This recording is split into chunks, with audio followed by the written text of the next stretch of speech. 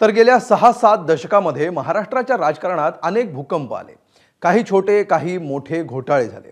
भ्रष्टाचाराचे अनेक गंभीर आरोप प्रत्यारोप झाले. काही मंत्र्यांना राजीनामेही द्यावे लागले.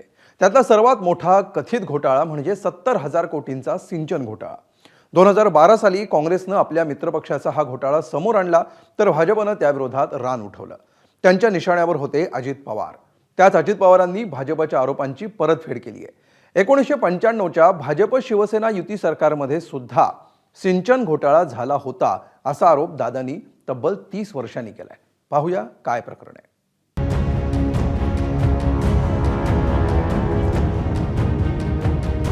तर आमचं सरकार आल्यानंतर अजितदादा चक्की पिसिंग पिसिंग पिसिंग अँड पिसिंग. सिंचन घोटाळा एक दोन नव्हे तर तब्बल 70,000 कोटींचा सिंचन घोटाळा. आणि सिंचन घोटाळा हे दोन शब्द उच्चारताच कुणाच्याही ओठावर पहिलं नाव येतं ते अजित पवारांचं.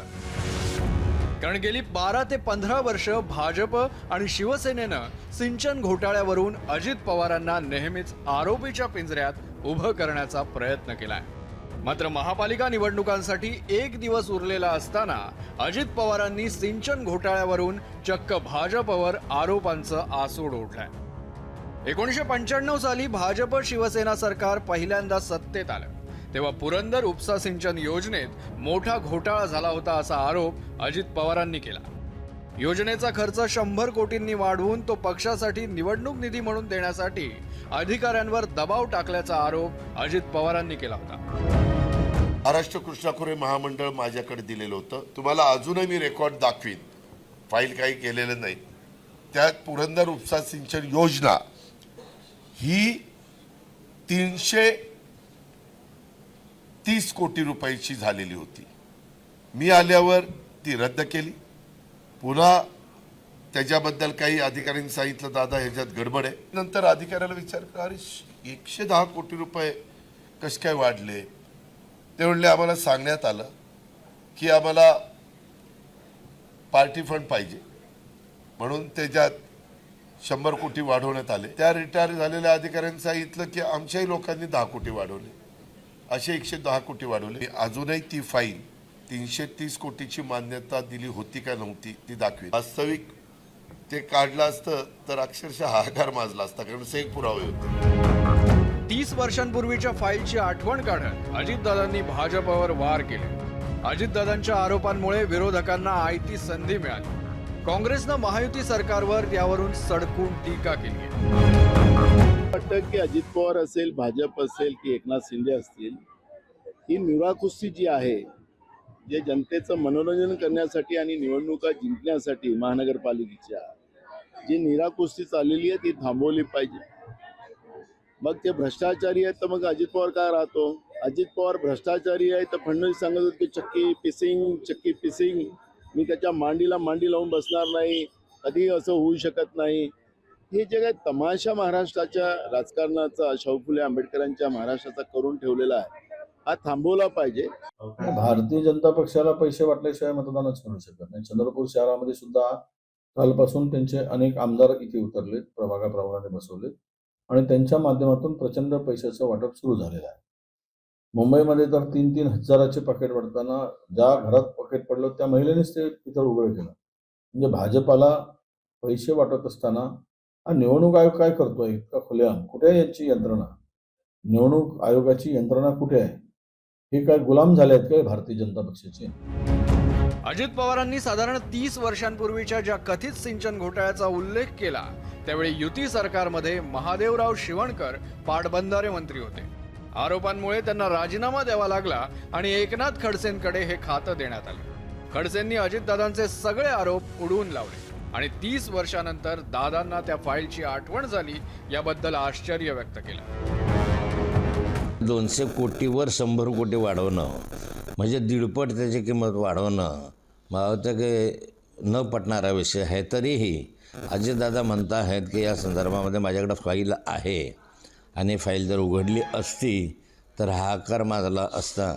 पण माझा अजितदादांनाच प्रश्न असा आहे की 25 वर्षांनंतर तुम्हाला या फाईलची आज आठवण होण्याचं कारण काय? दुसरा प्रश्न असा आहे की 25 वर्ष तुम्ही ही फाईल का दडपून ठेवली? तुम्ही या ठिकाणी खरं म्हणजे मग जर भ्रष्टाचार आहे तर लगेच उघडकीस आणायला हवा होता. पण जे काही असेल त्याच्यामध्ये सत्यता ते जनतेसमोर आणण्याची आवश्यकता आहे. भाजपचे ज्येष्ठ नेते सुधीर मुनगंटीवार यांनी अजितदादांच्या टायमिंगवर प्रश्नचिन्ह उपस्थित केलं, तर दिवंगत नेते महादेवराव शिवणकर यांचे चिरंजीव विजय शिवणकर यांनीही अजित पवारांच्या हेतूवर शंका उपस्थित केली आहे. 99 ते 2024 हा फार मोठा काळ आहे. 99च्या वेळी ज्यावेळी अजितदादाकडे फाईल आली तेव्हाच एखादा आरोप केला असता तर मला वाटतं की त्याला तथ्य असतं. अजितदादाकडनं अशा अपेक्षा नाही आहे जे अजितदादा बोलतात आहे. 99ची केस आहे तर 99मध्येच खुलासा करायला पाहिजे. अजितदादा आत्ता थोडा त्या पिंपरी चिंचवड आणि पुण्याच्या निवडणुकीच्या त्या ठिकाणी थोडा मला वाटतं की त्यांना निगेटिव्हिटी दिसत आहे यांच्याबद्दल, त्यांचा निवडून येण्याच्याबद्दल त्यांना निगेटिव्हिटी वाटत असेल. अजितदादा असे का वागतात हे मला कळत नाही. तिघही लोक जे आहेत, देवेंद्रजी, अजितदादा, एकनाथजी, या तिघांनी समन्वय ठेवायचा आहे. आम्ही 6 जे समन्वय समितीचे आहोत त्यांनी समन्वय ठेवायचा आहे. युतीच्या शासनाच्या नंतर अजितदादा मंत्री राहिलेले आहेत. त्यांना तर ज्या अधिकाऱ्यांनी हे केलेलं आहे त्यांची नावे जर त्यांना माहिती होती तर त्यांनी सार्वजनिक करायला पाहिजे होती. आता 27 वर्षाच्या नंतर हा मुद्दा उकरून काढणे यामध्ये काय अजितदादाचा हेतू आहे हे त्यांनी स्पष्ट केले पाहिजे. दुसरी बाब, स्वर्गीय महादेवरावजी शिवणकर तेव्हा सिंचन आणि अर्थमंत्री होते, ते आता ह्यात नाही आणि त्यानंतर आता हा मुद्दा उपस्थित करण्याचा हेतू अजितदादांनी स्पष्ट केले पाहिजे. अजित पवारांच्या आरोपात 100% तथ्य असल्याचं मत तत्कालीन मुख्य अभियंता विजय पांढरे यांनी व्यक्त केलंय. पांढरेंच्या पत्रामुळेच 2012 साली सिंचनाची वाईट परिस्थिती आणि त्यातील कथित घोटाळा जनतेसमोर आला होता. हे सगळं स्वतः अजित पवारांनीच सांगितलं, ही चांगली गोष्ट आहे. आणि असेच प्रकार खात्यामध्ये चालत असतात. याचे शेकडो उदाहरणं देता येतील की कसे प्रोजेक्टच्या किमती कशा वाढवलेल्या आहेत. खरं म्हणजे सिंचन खात्यामध्ये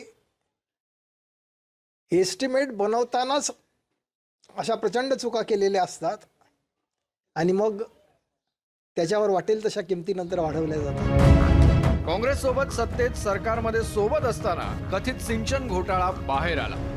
पृथ्वीराज चव्हाण सरकारनं श्वेतपत्रिका काढली आणि अजितदादांना राजीनामाही द्यावा लागला होता. आणि भाजपसोबत सत्तेत गेल्यानंतर सुद्धा सिंचन घोटाळा दादांची पाठ सोडताना दिसत नाहीये. ते खूप काही अभिमानास्पद नाही आहे. शेवटी कोर्टामध्ये जे काही केस चालू आहे त्यातले जे काही निकाल येतील त्यावरच आपण पुढे जाऊ. शेवटी कोर्ट केस अजूनही विचाराधीन आहे, अजूनही कोर्टाचे निकाल लागले नाही आहे. त्यामुळं मला असं वाटतं अजितदादांनी अशा गोष्टी, किमान अजितदादा तसे प्रगल्भ लीडर आहे, त्यांनी अशा बाबी एवढ्या छोट्या निवडणुकीमध्ये काढणे आणि एका महानगरपालिकेच्या निवडणुकीमध्ये महायुतीमध्ये मनभेद तयार करणे हे काही मला वाटतं योग्य नाही आहे. अजितदादा याचा विचार करतील. बोलता येण्यालायक खूप आहे पण आज ते दिवस नाही. 2014 साली राज्यात आघाडीची सत्ता जाण्यात आणि भाजपची सत्ता येण्यात सिंचन घोटाळ्यांच्या आरोपांचा मोठा वाटा होता. पुढे ज्यांच्यावर भाजपनं गंभीर आरोप केले त्यांनाच सत्तेत सोबत घेतल्यानं त्या आरोपांचं गांभीर्यही कमी झालं. आधी काँग्रेस सरकारनं आणि त्यानंतर युती सरकारनं वेळोवेळी अजित पवारांना क्लीन चिटही दिली. त्यामुळे आत्मविश्वास वाढलेल्या दादांनी थेट भाजपलाच शिंगावर घ्यायला सुरुवात केली आहे. भाजप आता या आरोपांना विसरून जाणार की गांभीर्यानं घेणार हे आता महापालिकेच्या निकालावरच अवलंबून असेल. ब्युरो रिपोर्ट, एबीपी माझा. एबीपी माझा, उघडा डोळे बघा नीट.